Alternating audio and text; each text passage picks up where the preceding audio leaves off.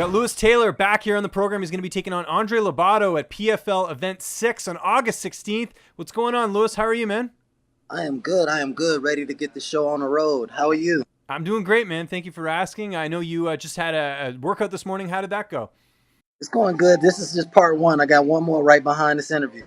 Okay, good stuff. Well, I won't keep you too long, but let's talk about your last fight, man. You get that impressive third-round stoppage over Anderson Gonvalves at PFL Event 3. You must have been pretty happy with your performance in that fight, especially getting a finish in that one. Yeah, I mean, it's always a gratifying victory. I mean, to get the victory in itself, but I made a lot of mistakes in that fight. So to be able to survive and persevere and and come back and get the job done. I knew going into that third round, I had to stop myself from smiling because I was like, you fucked. I mean, you messed up. Like, Right. I knew. I missed the guillotine. I missed the takedown and slipped down, and he ended up behind me for a second time with 3 minutes on the clock. So two major mistakes with a fresh body, a big body on your back, and going into the third, I just knew it's my time. So is there anything you're doing differently for this camp, just taking stuff away from that fight? Like, is there anything you can kind of take away from that you bring into this one? No, really, with this, the PFL system, you really don't have time to do nothing, because your body still has to heal. You want to climax for the next camp. So honestly, I'm taking that work into this fight. No disrespect to Andre Lobato, I think he's a great ground guy. I think Anderson was a little better. He's a tougher matchup, I'll say. So, but anything could happen. It's a fight, and I know, Andre's, his Lovato's, his back is against the wall. So I know he's gonna come out swinging. And I know it's gonna be a great fight. Yeah, I agree. On paper, this looks awesome. How do you feel like you match up against him here? Um, Style wise, I think it's good. I wish he was in the southpaw. That's about the only thing that's gonna give me a problem. If he was orthodox, I would have been super happy. But when you're dealing with southpaws, punches come from different angles that you're not as used to seeing, and especially when you're dealing with the southpaw with as much experience as him, he's gonna give me some new looks. So I just got to be ready to adjust to those. Excellent. And what about training camp? How's that going? And who've been some of your main training partners? The same old, same old. Chicago Fight Team, American Combat Sports Academy, which is a new academy, sports facility out here in Chicago. I'm associated with the Duke Rufus squad. I didn't get a chance to get out there, but I always show love to those guys, and those guys send it back. So it's always the same. Bilal Muhammad, Nick Casio Sanchez, Roberto Ramirez, Herc Hayes. That's my squad. My circle's small, but they're good.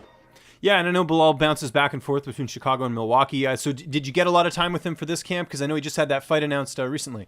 Yeah, yeah. I mean, it was good for him because we came right off my camp. He got that fight announced, so he went right back to rolling. Bilal's not, he doesn't have the family, the mother, the wife, the kids. So for him, fighting is life. He wakes up thinking fighting. He's all he does is watch fighting. So me on the other hand, fighting is a job. So Right.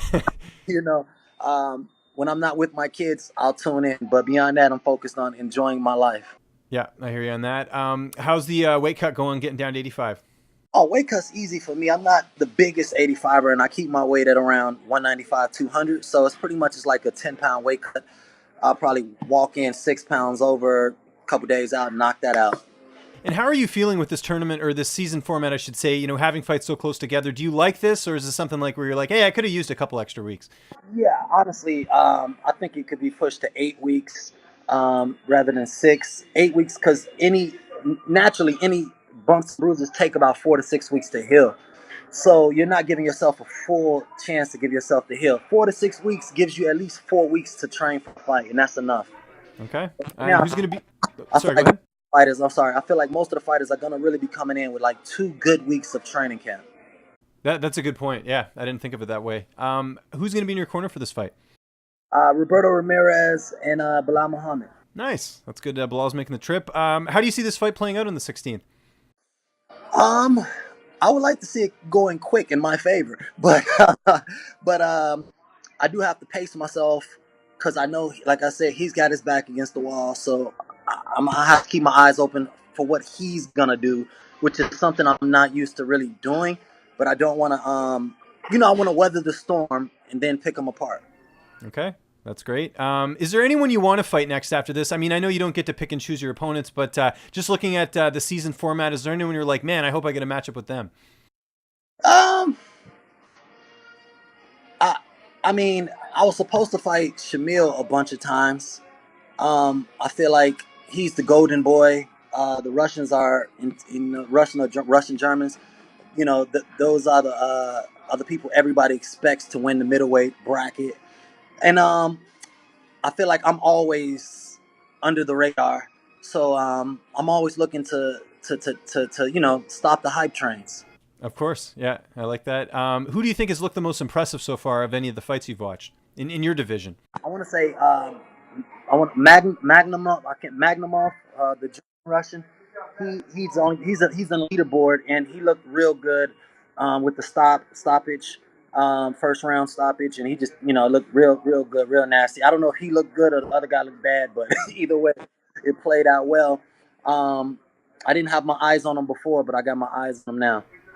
Is it difficult at all, having this fight right around this time because kids are going back to school and all that? Like, is that played a role at all in this camp? That has, because I'm actually trying to switch my kids from school to school, possibly. But the problem is, the day I leave Wednesday, school starts Wednesday. My wife's a full time. Has her job starts at like 5 a.m. So I'm usually the person who does the medical trips, the schools, and everything. So we're either gonna have to deal with starting them in maybe a week late or keeping them where they're at. So that's gonna be a juggle. It's crazy you brought that up, but yeah, spot on. Well, I'm a parent now. My little one's about 10 months old, so I always think of school now because it's like that's something I'm gonna have to gear up for when he gets a little bit older. So yeah, definitely. And you deal with these things, but if that's the biggest problem you have to deal with, then life's great. Exactly. Yeah, that's a great way of looking at it. Well, this is going to be an awesome card, and this is going to be an awesome fight, man. Coming up here August 16th. It's PFL Event 6 2018. Lewis, it's great catching up with you again, man. Just remind people where they can find you on social media, and if you have any sponsors or shout-outs, the floor is yours. You can find me on Instagram, Put the Guns Down Taylor, Facebook, of course, and Snapchat, Beast Mode 064. Sponsors, I have none. If you need some looking at hit me up.